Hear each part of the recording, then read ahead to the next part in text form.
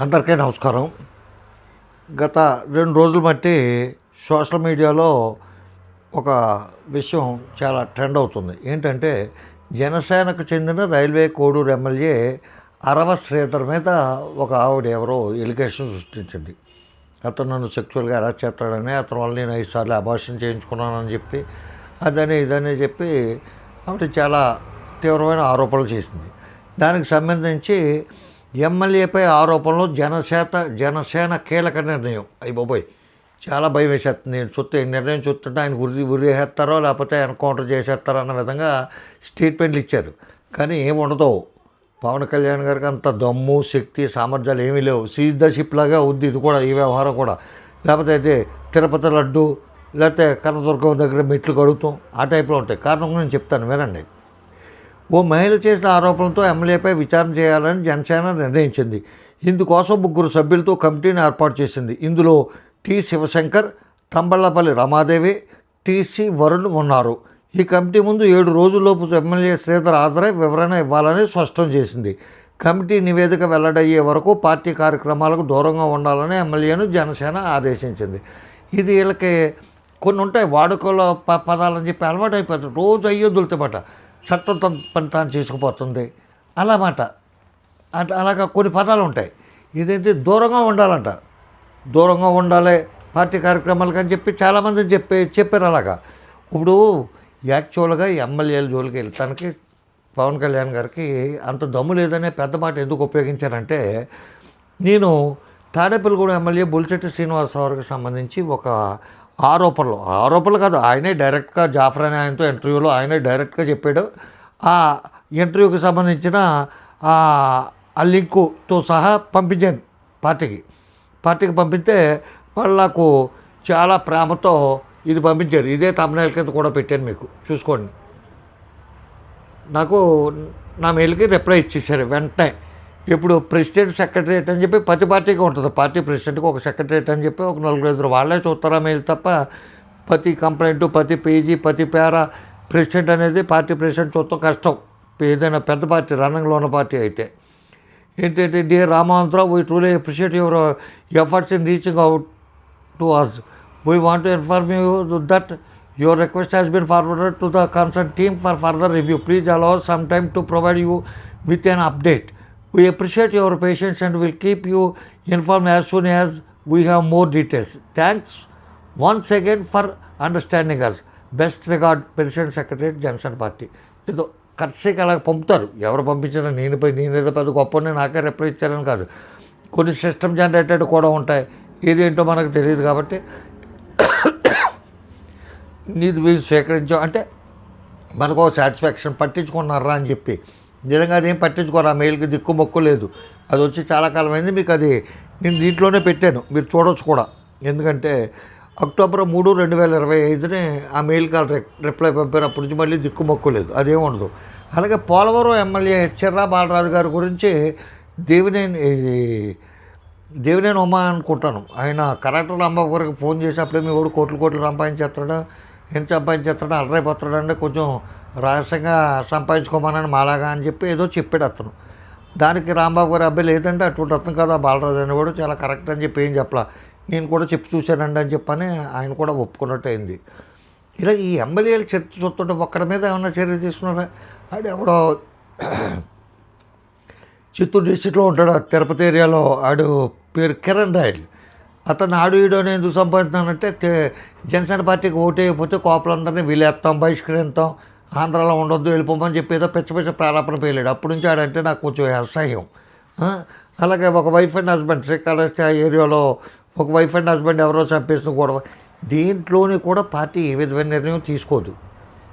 ఈయనకి ఏంటంటే రకరకాల యావిగేషన్స్, రకరకాల కార్యకలాపాల్లో వీటన్నిటితోని తిరుపతి లడ్డు ఏంటి ఆవేశంగా ఒక మాట అనేస్తాం, తర్వాత దాన్ని వెనక్కి తీసుకురాలేకపోతాం.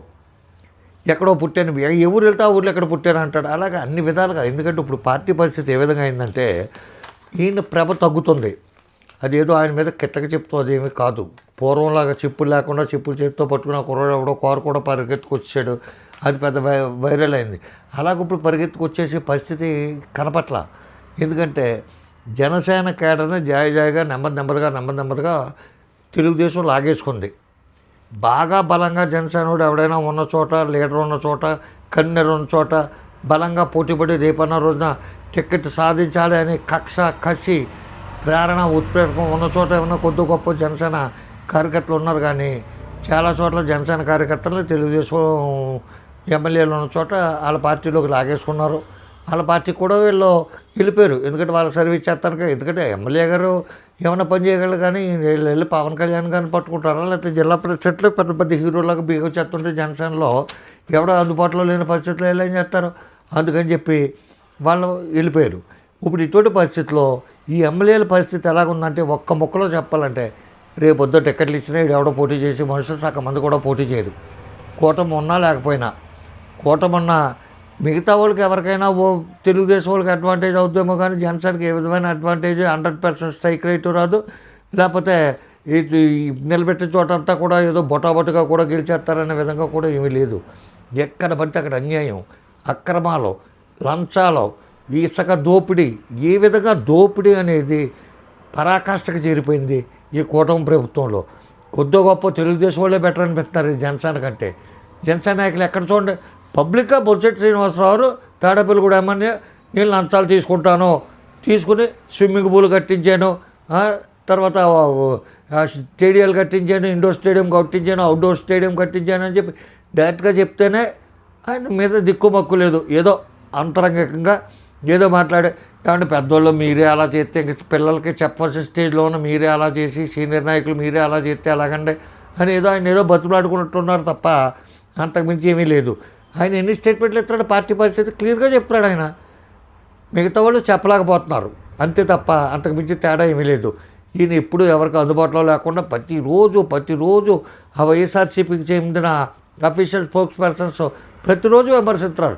అక్కడ టీ తాగుతాడు, ఇక్కడ కాఫీ తాగుతాడు, ఇక్కడ భోజనం చేస్తాడు, ఇలా గిరగిరా తిరుగుతున్నాడు, హెలికాప్టర్లు వేసుకుని స్పెషల్ ఫ్లైట్లు వేసుకుని అని చెప్పి అన్నప్పుడు ఒక ప్రెస్ మీట్ పెట్టి చాలా క్లియర్గా చెప్పండి. నేను ఉత్తప్పుడే తిరిగానయ్యా స్పెషల్ ఫ్లైట్లో, నా డబ్బుతో నేను ఖర్చు పెట్టుకుంటున్నాను, నీకు బాధ ఏంట్రా అని చెప్పన్నా చెప్పాలి. పనికొచ్చే పనులకి, ప్రజల్లో ఫోకస్ అయ్యే పనులకి, ఇండస్ట్రీస్ తీసుకొచ్చే పనులకి, పెద్ద పెద్ద వాళ్ళు కలుతానికి అట్లకి ఒక పక్క లోకేష్, ఒక పక్క ఈయన వెళ్తుంటే మీరు ఇంకా 15 సంవత్సరాలు 20 సంవత్సరాలు సాకరికి సిద్ధంగా ఉన్నాను రోయ్, ఎవడైనా మాట్లాడేడా తోలు దిగదీసేస్తాను, లేకపోతే పుత్తపడ్డు ఇప్పుడే పోడే, నాకెవడో లెక్కలేడు, నేనంటే ఎటువంటివాడిని అటువంటివాడిని, ఇంత కాదంతా నేను మహాద్భుతంగా ఎదిగిపోయిన గొప్పవాడిని అని చెప్పి వాళ్ళందరినీ భయపెట్టేస్తుంటే వాళ్ళంతా మీకు ఏమైనా కట్టుబానిస్లా, లేదా వాళ్ళకి ఏమైనా మీరు జీతాలు ఇస్తున్నారా? వాళ్ళ కష్టార్జితం చెమట చిందించి తాపీ మేస్త్రులు కానీ, కూరగాయలు అమ్ముకునే వాళ్ళు కానీ, కూలి పనులు చేసుకునే వాళ్ళు కానీ, వ్యాపారాలు చేసుకునే వాళ్ళు కానీ, చిన్న చిన్న ఉద్యోగాలు చేసుకునే వాళ్ళు కానీ, అందులోని మరీ ముఖ్యంగా మేజర్ పర్సన్ కాపు కమ్యూనిటీ చిన్న స్థాయిలో ఉన్న వాళ్ళు కూడా 1000 రూపాయల టికెట్ అయినా కొనుక్కెళ్ళారు, 5000 టికెట్ అయినా కొనుక్కెళ్ళారు, 200 టికెట్ అయినా కొనుక్కెళ్ళి మీ సినిమాలు చూపించి మిమ్మల్ని, మీ కుటుంబాన్ని, ఎంటైర్ సినీ ఫీల్డ్ని పెంచి పోషిస్తున్న వ్యక్తులు తెలుగు నాటైతే తెలుగు ప్రజలే. మరీ ముఖ్యంగా మీ మెగా ఫ్యామిలీని పెంచి పోషించి ఈ స్థాయికి, ఆకాశవంత స్థాయికి తీసుకెళ్ళిన వాళ్ళు మేజర్ కమ్యూనిటీ కాపులే. కాబట్టి అది గుర్తుపెట్టుకుని మీరు పాలేరుతనం చేయండిరా, దాసీతనం చేయండిరా, మాకు లక్ష ఉంటాయి, మీకెందుకు, మీరు బచ్చాగాళ్ళు ఆ స్టేజ్లోనే ఉండండి, ఎక్కువగా మాట్లాడద్దు, మీరు ఎక్కువ విషయాల్లో తలదూర్చొద్దు, నేను చెప్తాను, నేను ఆదేశిస్తాను, నేను శాసిస్తాను, ఆ పని చేసుకుంటూ వెళ్ళిపోతామే తప్ప మీ బుర్ర పెట్టకండి. మీరు బుర్రలేని నా కొడుకులు కాబట్టి మీరు బుర్ర పెట్టొద్దు. నేను మహాజ్ఞాన్ని, నేను మహోన్నతమైన వ్యక్తిని, నాకు ఎంతో విశాలమైన హృదయం ఉంది కాబట్టి నేను పాకీ సేవకి, దాసీ సేవకి సిద్ధపడిపోయి ఉన్నాను చంద్రబాబు నాయుడు గారు అని చెప్పుకుని బతుకుతున్న మీరు కాపుల యొక్క పరువు తీస్తానికి తప్ప, లేకపోతే మిమ్మల్ని నమ్ముకుని ఉన్న యువతరాన్ని ముంచేస్తాను తప్ప ఎందుకు పనికిరారేమో అని చెప్పి అనిపించింది. ముందు అతన్ని సస్పెండ్ చేస్తామో, లేకపోతే పక్కన పెడతామో పెట్టకుండా పార్టీ కార్యక్రమాలకి దూరంగా ఉండండి. అసభ్యంగా అది సభా సాంప్రదాయానికి కానీ, లేకపోతే ఏదైనా మీటింగ్లో కానీ, లేకపోతే పబ్లిక్లో కానీ చెప్తానికి ఇబ్బందిగా ఉన్నా సరే, నేను ఎందుకు చెప్తానంటే పూర్వం మెన్సెస్ టైంలో మా చిన్నప్పుడు కొంతమందిని దూరంగా పెట్టి అరుగు మీద దొడ్డి మీద కూర్చోబెట్టేవారు, వాళ్ళు ముట్టుకోకుండా అని చెప్పేవారు. అలాగా కొన్నాళ్ళు దూరంగా ఉండు ఎందుకు వచ్చిందంటే మీరు దూరంగా ఉంచిన వాళ్ళు ఎవరి మీద ఒకరి మీద చర్య తీసుకున్నారా? ప్రజలకు ఆదర్శంగా ఉందా? లేదు.